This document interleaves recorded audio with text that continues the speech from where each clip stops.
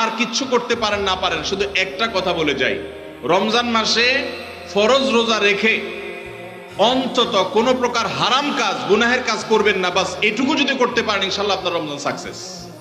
চেষ্টা করা যাবে না ইনশাল্লাহ? একটা কাজ যদি করতে পারেন আপনার রমজান ইনশাল্লাহ সফল। সেটা হলো ফরজ রোজা রাখলেন, 5 ওয়াক্ত নামাজ তো ফরজ পড়বেনই, ফরজ কাজগুলো করলেন আর গুনাহ থেকে বেঁচে থাকলেন। কোনো হারাম কাজ করলেন না, ঝগড়াঝাটি করলেন না, মিথ্যা বললেন না, চগলখড়ি করলেন না, গীবত করলেন না, কাউকে ঠকাইলেন না, 2 নম্বর কাজ করলেন না। এই গুনাহমুক্ত যদি রমজান কাটাইতে পারেন আপনার রমজান সাধনার সার্থক ইনশাআল্লাহ। স্বামী আদেশ করলে কি শ্বশুর শাশুড়ির সেবা করতেই হবে? সেবা করতে গিয়ে অনেক সময় আমি অসুস্থ হয়ে যাই, এক্ষেত্রে ইসলাম কি বলে? ভাইরা আমার, স্বামী যদি আদেশ করে যে আমার বাবা মার খেদমত কর, এখন বোনের প্রশ্ন হলো আমি অসুস্থ হয়ে গেলেও কি স্বামীর সে নির্দেশ মানতে হবে কিনা? উত্তর হলো না। যদি এই পর্যায়ের হয় যে আপনি শ্বশুর শাশুড়ির সেবা করতে গিয়ে আপনি সুস্থ না থাকেন, এই পর্যায়ের আপনার সেবার প্রশ্ন আসে, তো আপনি নিজেকে অসুস্থ করে ফেলে তারপরে শ্বশুর শাশুড়ির খেদমত করতে হবে, এত কঠিন নির্দেশ ইসলাম আপনাকে দেয় নাই।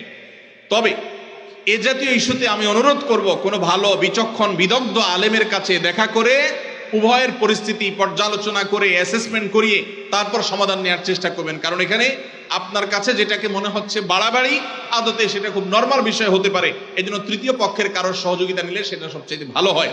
এই প্রশ্নোত্তরের সংক্ষিপ্ত সেশনে আমরা অল্প কথা উত্তর দিয়ে গেলে আপনার ভুল বোঝার সম্ভাবনা আছে। সেজন্য কোনো দক্ষ আলেমের কাছে, বিচক্ষণ ইমাম সাহেবের কাছে গিয়ে দুজন মিলে তারপরে পুরো অবস্থা জানাবেন।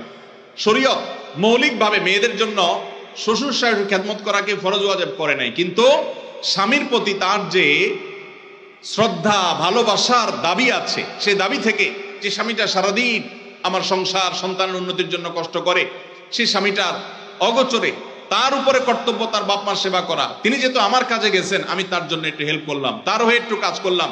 তাছাড়া মা বাবার মতো বয়সী মানুষ, তারা যখন আশেপাশে তাদের সেবা করার মানসিকতা থাকা দরকার। কিন্তু সেই সাথে এটাও ঠিক যে আমাদের সমাজে অনেক শ্বশুর শাশুড়ি আছে আস্ত জোয়ান তাগড়া সুস্থ সবল, এরপরও সে আশা করে বসে থাকে বৌমা সব করে দিবে। এটা খুব বাজে একটা অভ্যাস। অনেক শ্বশুর শাশুড়ি আছে তারা মনে করে বৌমা ঘরে আসছে মানে হলো কাজের মেয়ে ঘরে আসছে, অতএব আমাদের এটা বাই ডিফল্ট পাওনা হয়ে গেছে। এটা খুবই বাজে একটা উদাহরণ। শ্বশুর শাশুড়িদেরও আল্লাহর কাছে বিচার আছে, তারা জুলুম করলে, সীমালঙ্ঘন করলে তাদেরও দায় আল্লাহ তাআলার কাছে থাকবে। নিজের মেয়েটা তাকে দিয়ে কোনো কাজ করায় না, আরেক ঘরের মেয়ে আসছে তাকে দিয়ে সারাদিন গাদা খাটনি করা, এটা জুলুম। অতএব জুলুমও করা যাবে না। আবার বোনরা শ্বশুর শাশুড়িদেরকে ইগনোরও করবেন না। আল্লাহ তাআলা আমাদেরকে আল্লাহর নির্দেশকে যথাযোগ্যভাবে মানার তৌফিক দান।